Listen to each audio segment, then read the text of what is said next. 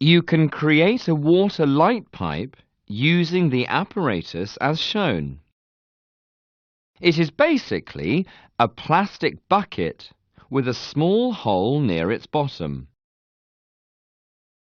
There is a light source inside the bucket. When it is turned on, a beam of light is directed towards the small hole. To create the water light pipe, first connect the light source to a power supply. Then, pour some water into the bucket.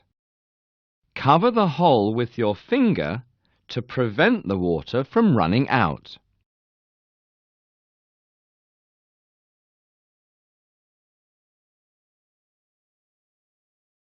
Remove your finger and switch on the power supply.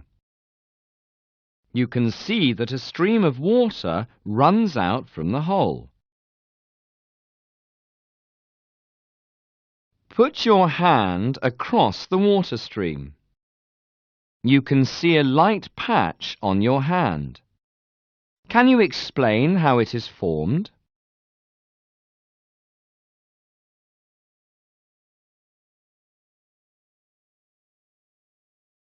Now, try to move your hand along the water stream.